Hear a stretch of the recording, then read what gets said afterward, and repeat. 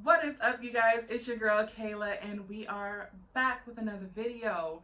So today we're going to be getting into choosing a known donor. I know I briefly touched on it, but I got some more questions and I also got some offers. So I decided let's just go ahead and make a video on it going more in depth. So first and foremost, before we even get into this video, if you are new here, welcome. If you are returning, welcome. I appreciate every single one of you guys that watch my videos and that share them, like them, everything. I appreciate you guys so much. And if you have not already done so, please remember to hit that subscribe button and like this video, and don't forget to share it, because the more knowledge the better, you know? And I'd also appreciate it. So we're gonna get into this, okay? I'm not gonna hold y'all. You already know I do not like to take up y'all time on Sundays. When you're choosing a known donor, there's so many reasons as to why you would do it. Just a couple that I can think of is, one, cost. I know there's a lot of money in making babies. They charge so much for us to conceive the babies if we can't have them the traditional way. And sweetie, Mint Jacobs, this child is not going to stop until he harms himself. Anyways, that's why cats have insurance. So it costs money every which way we go. If we want to purchase sperm, if we want to go to a fertility clinic, if we need to get tests done, if you want to give birth, it costs so much. So sometimes people want to save money and just go with a known donor. And honestly, it's not a bad idea. If you can and it works out great for you, by all means, do it. But there are some things that we do want to consider before we do it, and there's some things that we would like to discuss to protect ourselves and protect our donors and protect our kids. So I want to get into that with you guys. I don't want to say there's pros and... He just killed my cactus. Anyways, I don't want to say there's pros and cons. I will clean it up later, y'all. I'm sorry. But I do want to say that there are things that you want to look at when you're going through this process, before you do it, after, and anything in between. So a few things to determine what is right for you. First off, if actually not even what's right for you, I want to answer some of these questions first. Some people want to know, will my sperm donor have any legal claim to my child? If you are purchasing sperm through a sperm bank, no. If you donate your sperm or sell your sperm to a sperm bank, no.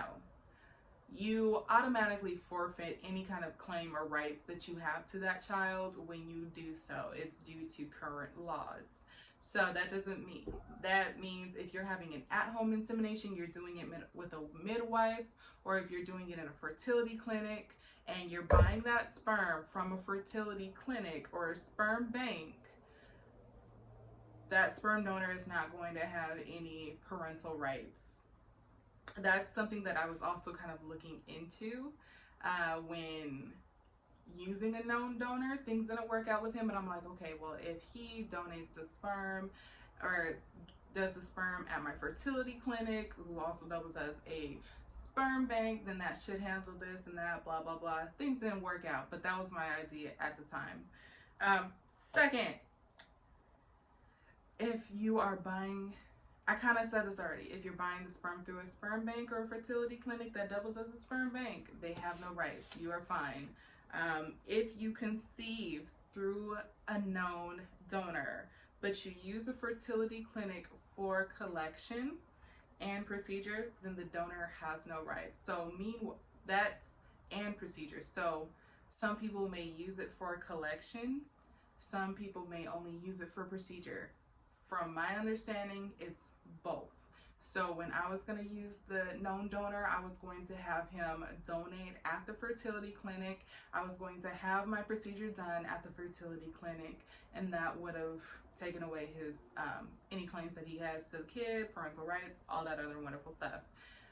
He didn't like that. He wanted to have his rights. He wanted to have partial custody, and that's his right. If you are using a known donor for insemination, I will say they do have a legal claim to your kid. They do have parental rights. They can request custody. Bless you.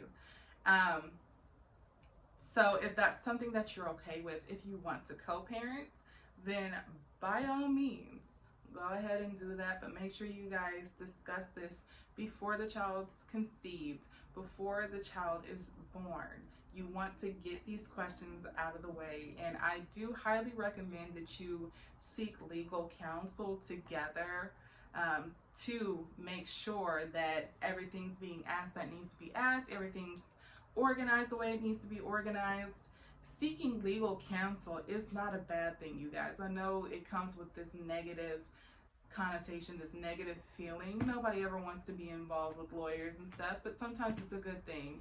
And it can save you and him. Sorry, he's trying to attack me. Anyways, sorry y'all. I usually don't have my cat in here, but today he's just really clingy. I don't know why. But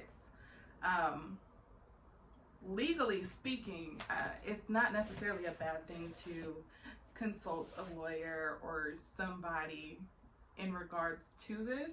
And I would highly recommend it, because if they're familiar with this process, which that's what you should be looking for when you're looking for a lawyer pertaining to this, they're going to know the questions that y'all really should be asking each other. For mother, for donor, they're going to know those questions that you guys should be asking, and they're going to be able to explain even more how this process works and probably put both of you guys at ease. It doesn't have to be a nasty or nightmarish event speaking to a lawyer. There's legal aid available to anybody.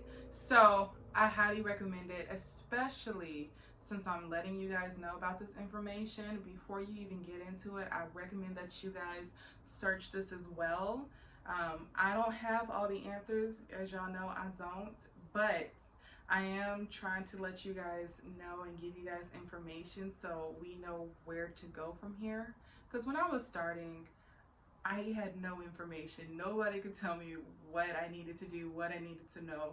So if I can at least point you guys in the right direction, that is my goal. So yeah, I highly recommend that. Say you don't want your known donor to be a legal guardian or have parental rights or anything like that, but you want to have a home insemination, and you don't want to use a sperm bank or anything like that, then I do also recommend that you speak to a lawyer. There are contracts online that you want to bring to that sperm donor. You want to look over it first, but look at those contracts. They basically say that, I'm going into this knowingly that I'm going to surrender my parental rights, and this is what we're doing, blah, blah, blah. Like, it should go fully into detail about that. But because these are online, they are free, and they're free. There's no lawyer attached to them. I still recommend that you do get, a lawyer to look over it, give it a nice little once over, something, before you guys sign that contract, before you guys try to conceive. Get that done ahead of time, because as amazing as these people are that are willing to donate for us to be able to have these babies that we want, they are human, and sometimes we change our minds.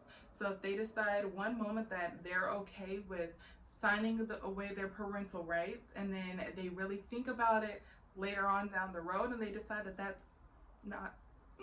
that's not something that they want to do, excuse me, then you guys have that contract saying, well, when we entered into this agreement, this is what you said, this is what you promised, and you can't go back on that. It may stink for that person, but you don't ever want to make somebody feel trapped, okay? You don't want to conceive a baby with somebody, tell them that you're going to be there, or tell them that you're not going to be there, and make that promise to either one of those two, and then flip on them. Y'all know one of my biggest fears is a custody battle. I don't want to spend any time in court fighting for custody. So this was not going to be for me. The one person that I was willing to do it with was okay with it at first, but he wanted time to really mull it over. And he's like, you know what? I can't do it. I can't do it. He told me, not just before me trying to conceive, but he actually let me know 8 months before. So I had plenty of time to look for plan B. I appreciate that. And I appreciate his honesty, instead of him saying, you know what, let me do this because I know she needs this, blah, blah, blah, because he's such a really great guy. Instead of him saying, I can do this, and doing it, and then just not being able to live with that decision and reneging on it, then, you know, I appreciate him telling me ahead of time. So, if you don't want to co-parent, I'm not sure if I said this or not, if you don't want to co-parent, or if you do want to co-parent and you want to have this insemination at home, and without the assistance of a fertility clinic or a sperm bank for collecting specimen, I highly recommend that you guys get some sort of contract going, so both of y'all are aware of what each person is requesting or giving up, and aware of where you guys stand, and you're held to it. That way you save yourself some headache later on down the road. Yeah, so hopefully that really answered you guys' questions. Oh, other thing, there are sites, by the way, you guys, if you want to go with a known donor, but maybe not somebody that you personally know, there are sites where people do donate their sperm, and you can find them that way. They are familiar with the process, or at least they should be when they're signing up with that. If anybody's ever asking you for sex, run. Report it to the site and run, okay? You don't have to have sex to conceive, and none of them should be asking you for that. Y'all should have very clear-cut guidelines on what's expected, what's necessary, what isn't necessary, what you guys are going to do to conceive. Sex should never have to be part of that. If they do ask that, it doesn't matter how cute they are, how much amazing genetic history they have, whatever, run. Yeah, so if that's something that you want, definitely look it up for your area. I still recommend that you do these contracts, because that, just because y'all find each other through this site to do it, does not mean that you're covered by these sites' rules and, you know, community guidelines. You want to get those contracts in order. If you want to know more about those sites, finding known donors through them, let me know down below, and I will definitely look that up for you guys and share it in an upcoming video. Another thing I do want to give you guys an update on, with my IUI being so close to Christmas and so much going on, and then given my medical backgrounds, or medical training backgrounds, I am mulling over the idea of doing my own IUI. I love the idea of having my midwife do it, but I'm gonna be real with you guys. Like, I kind of feel not shy, but lonely or alone with the idea of doing my IUI at home with just me and my midwife.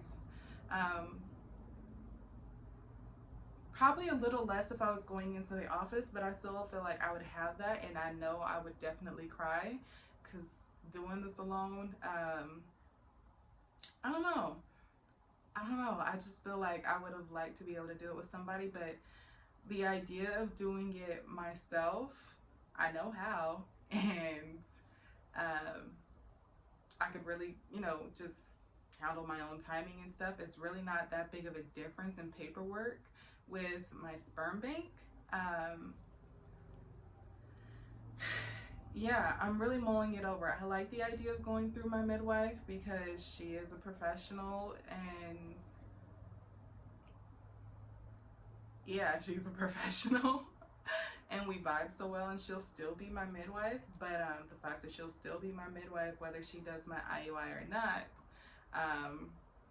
kind of helps me feel free to make that decision. So if I do decide to do a home insemination, what I am going to do is a tutorial or walkthrough on how to do a home insemination. I know there's probably some videos on YouTube already, but I want to share with you guys what kind of items you will need, what kind of tools and things that you will need for that, and yeah, kind of walk you through it, because I know not all of us are planning on going through fertility center or a midwife. A lot of people choose to do at-home inseminations all the time, and it works quite well for them. So if that's something that you're interested in, also please feel free to let me know down below. I probably am not going to film myself inseminating myself if I do it, just because I feel like that's a little odd.